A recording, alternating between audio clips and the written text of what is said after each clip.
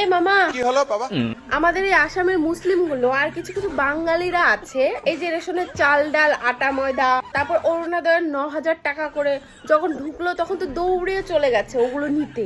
আর যখন বিজেপিকে ভোট দেওয়ার বেলায় তখন ভোট দেবে না, তখন কংগ্রেসকে ভোট দেবে। আর এটা আমার মামা হয়। আমার মামা নহয়, হি বেঈমান।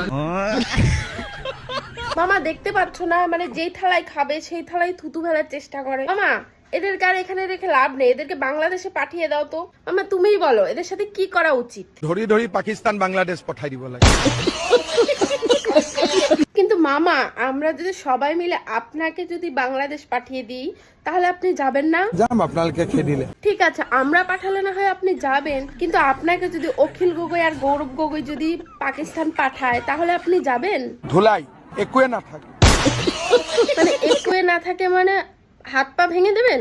কামিহার ডালত মাৰটো মারিব লাগিব। এ মামা এত সিরিয়াস হবেন না মামা, মজা করছি, ভাগ নেই আমরা। আচ্ছা ঠিক আছে, ওগুলো বাদ দেন। সেদিন যে আপনাকে ধরে মানুষগুলো চুমা খেলো, ভালো পেয়েছেন না মামা? না বাবা। ঠিক আছে মামা, ঠিক আছে, একটু ভাগ্নের জন্য একটু মজা করলাম, সেটাও আপনি করতে দেবেন না। ঠিক আছে ঠিক আছে, মজা করবো না আর।